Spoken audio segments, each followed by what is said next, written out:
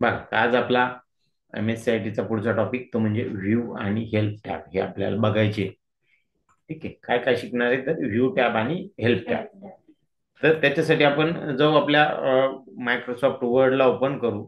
एक reference file आपण त्याच्यामध्ये ओपन करू. रेफरन्स फाईल ओपन करण्यासाठी मी जातोय. रेफरन्स मटेरियल आपल्याकडे आहे, प्रोसेस फोलिओ, त्याच्यामधून मी रेफरन्स फाईल ओपन करतो. 21 नंबरची file, reference material.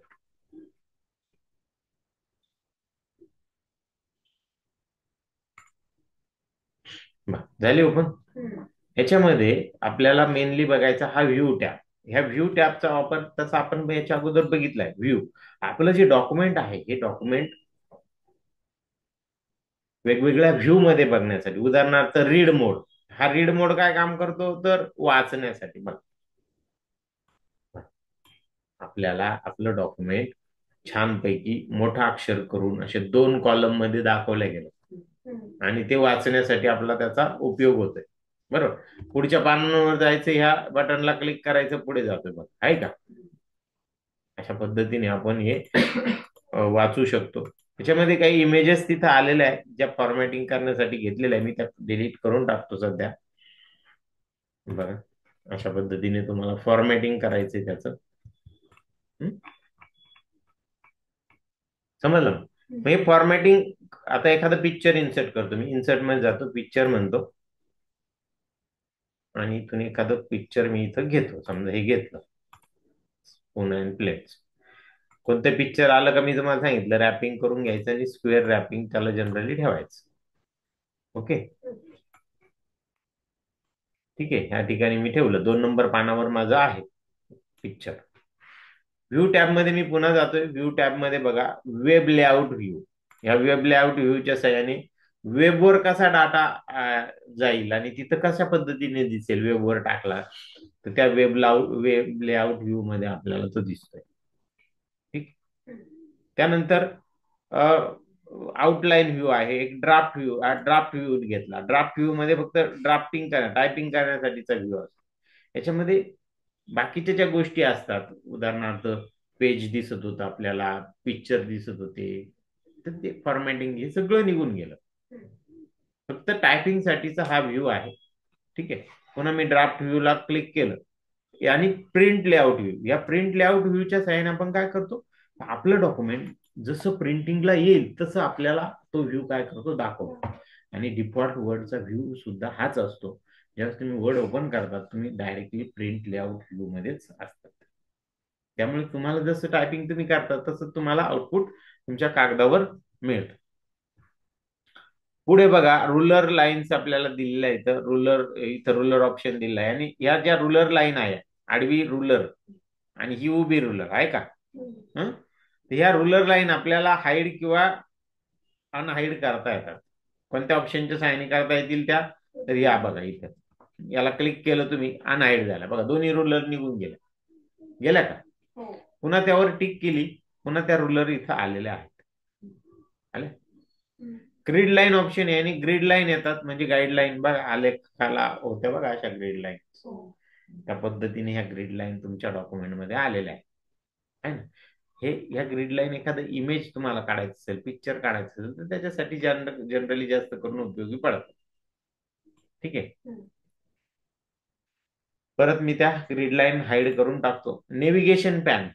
Navigation pan आपल्याला इकडच्या डाव्या साईडला एक नेव्हिगेशन पॅन मिळतो आणि त्याच्यामधून आपण डॉक्युमेंट मध्ये इझिली नेव्हिगेट होऊ शकतो. पण हा नेव्हिगेशन पॅन आपला काम करण्यासाठी तुम्ही जे काही डॉक्युमेंट मध्ये हेडिंग्स घेतलेले आहेत ते हेडिंग तुमच्या या स्टाईल ग्रुप मधून तुम्ही निवडलेले पाहिजे. बरं, तर मी हा निवडला, व्हॉट इज, आहे ना, हेडिंग 2 निवडले याला. बस एवढं झालं. आता जर तुम्ही ही कमांड दिली, व्ह्यू मध्ये जाऊन तुम्ही जर नेव्हिगेशन पॅन कमांड दिली तर तुम्हाला इथे दिसेल जेवढे जेवढे तुम्ही स्टाईलने निवडले तुम्हाला डायरेक्ट त्या टॉपिक वर जाता येतं. बघा, आहे का? समजलं? आता हे नेव्हिगेशन पॅन साठी तुम्ही स्टाईलचा वापर केलेला पाहिजे. तुम्ही तुम्ही स्वतःच्या तयार करा किंवा रेडीमेड असलेल्या वापरा. ओके. हे पुस्तकाचं काम करताना तर स्टाईल गरजेच्याच आहे, मोठं काम करताना. कारण की फॉर्मॅटिंग प्रत्येकाला काय दिलंय ते आपल्या लक्षात राहणं शक्य नसतं. आपण एकदा ते स्टाईल मध्ये सेव्ह करून ठेवायचं आणि तेच फॉर्मॅटिंग सगळ्यांना देत चालायचं, हेडिंगला, सब हेडिंगला, आहे का नाही. ठीक आहे, इथं झूम ऑप्शन आहे. या झूम ऑप्शनच्या सहाय्याने आपलं डॉक्युमेंट आपण झूम करू शकतो. आता 100% म्हणजे हे ऍक्च्युअल आहे, असंच्या असं प्रिंटिंगला येणार. पण तुम्ही झूमला क्लिक केलं आणि तुम्ही म्हटले मला 200% दाखवतो, तो डबल व्ह्यू मध्ये दाखवतो. कधी कधी तुम्ही एखाद्या इमेजवर काम करत असाल तर त्यावेळेस तुम्हाला असं मोठं करून बघावं लागतं ते. 200 नको, मला कमी पाहिजे, 150 पाहिजे. आता 150 ऑप्शन आहे की इथं, तो इथं टाईप करून घ्यायचा 150 आणि ओके म्हणायचं. आलं. मग तुम्ही त्या पिक्चरवर म्हणा किंवा त्या इमेजवर तुम्हाला ह्या अशा मोठा व्ह्यू करून काम करू शकता, किंवा वाचायचं असेल तर तुम्ही थोडा मोठा व्ह्यू करून घेऊ शकता. झूम ऑप्शन मध्ये इथं पेज विड्थ म्हणून आहे, पेज विड्थ एवढं येईल, टेक्स्ट विड्थ आहे, टेक्स्टच्या विड्थ एवढं येईल, आणि होल पेज, पूर्ण पेज दिसेल बघा, पूर्ण पेज. पण मग पूर्ण पेज जर घेतलं आपण तर ते वाचता येणार नाही. बरं, झूम ऑप्शन मध्ये इथं टेक्स्ट विड्थ म्हटलं तर टेक्स्ट एवढं येईल बघा, टेक्स्ट जेवढी आहे ना तेवढं. हं पेज विड्थ इथं आणखी काय ऑप्शन होता झूम मध्ये, पेज विड्थ, पेज विड्थ एवढं येईल, पानाच्या विड्थ प्रमाणे, त्याच्यात मार्जिन पण आपल्याला सुटलेलं दिसते. ठीक आहे, अशा पद्धतीने आपण हे व्ह्यू टॅब मधल्या ह्या कमांड, झूमच्या कमांड आपण काय करू शकतो, वापरू शकतो. इथं मल्टिपल, वन पेज आहे, मल्टिपल पेज आहे, आणि पेज विड्थ आहे. वन पेज, एक पेज, मल्टिपल पेजेस, किंवा पेज विड्थ, मल्टिपल पेजेस, अनेक पेजेस येतील. बरं, आणि 100% ऍक्च्युअल तुमचं जे काय आहे त्या पद्धतीने तुम्हाला दिसेल. इकडे विंडो ग्रुप आहे. या विंडो ग्रुपच्या साह्याने तुम्ही जर फाईलमध्ये, वर्ड ओपन आहे, आता वर्ड मध्ये तुम्ही मल्टिपल फाईल्स जर ओपन केलेल्या असतील, समजा मी आता अजून एक फाईल तयार करतो, फाईल न्यू, एखादं पार्टी इन्व्हिटेशन आहे घेतो. 2 फाईल आल्या का नाही आता.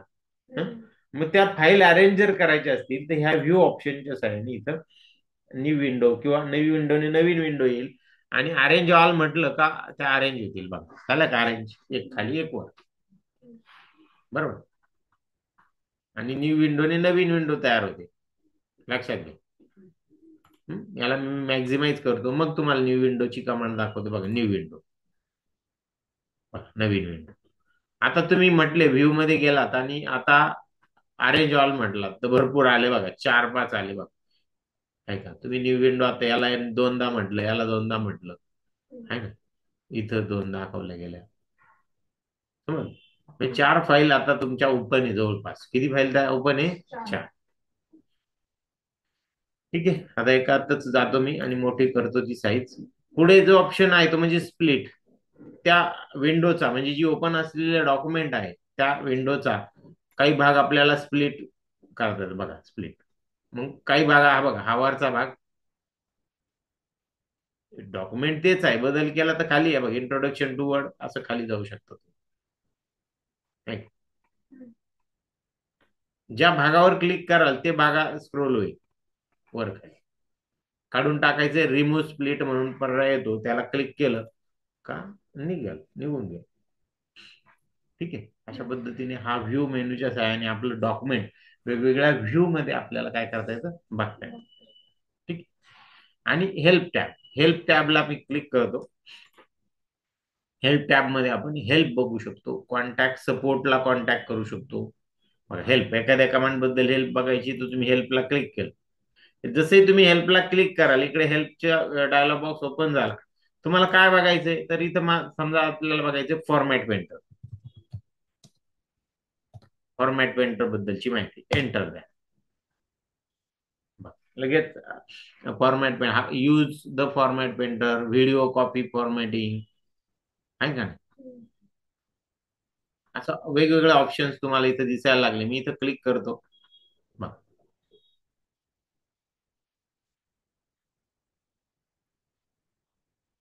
कॉपी फॉर्मॅटिंग, याचा व्हिडिओ पण तुम्हाला मिळतो बघ.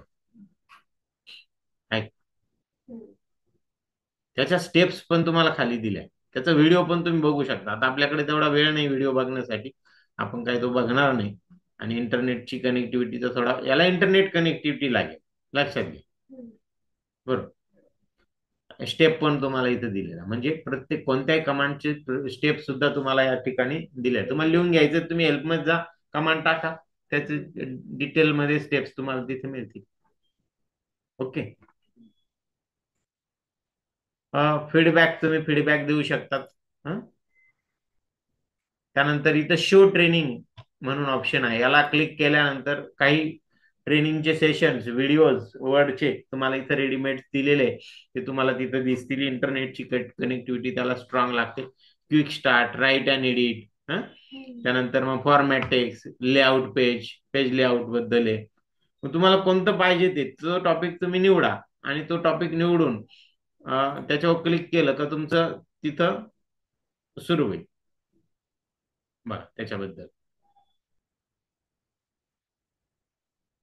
आहे ना, त्यातले ऑप्शन्स आहे. शो वर्ड काउंट वर क्लिक करतो मी, चला. बरं, आला शो वर्ड काउंट. आला, त्या शो वर्ड काउंटचा व्हिडिओ इथं तुम्हाला दिसतोय. त्याला प्ले केलं का तुम्ही तो, बघा, याला फुल स्क्रीन केलं का लक्षात येईल तुमच्या. बघा, See the word or character count and more in your document. अशा पद्धतीने तो video. As you write, Word keeps track of your word count in the status bar. Right-click for more options like character count. तुम्ही जो topic निवडाल तो टॉपिकचं training तुम्हाला word स्वतः सुद्धा देईल, लक्षात घ्या. असा हा Select word count to see more details. वापर करून आपण काय करू शकतो, तर हेल्प घेऊ शकतो. You can also see the word count for a selection of words. Select the text and choose Review. त्याला वर्ड, त्या फाईललाच क्लोज करतो, म्हणजे मग वर्ड क्लोज होईल. Word count. या फाईल मी क्लोज करतोय.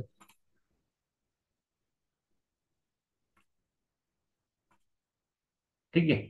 अशा पद्धतीने आपल्याला ह्या हेल्प मेनूचा आणि व्ह्यू मेनू तसा आपण याच्या अगोदर बघितला होता, पुन्हा एकदा आपण बघितला तो. आता तुम्हाला प्रॅक्टिकल काय आहे ते आपण बघू याच्यावर.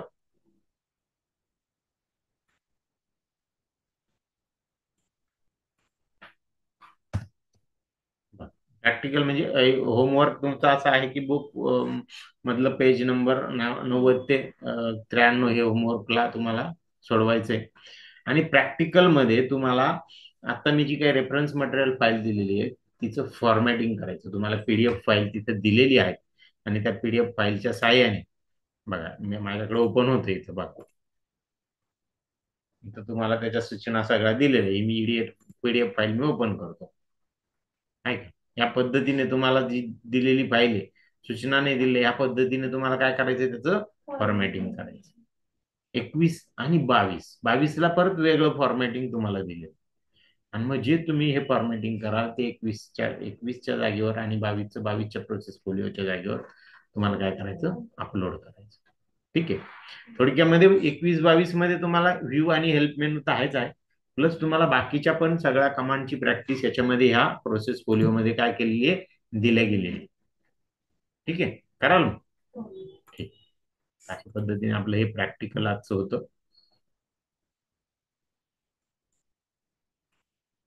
मग आज आपण इथं थांबू.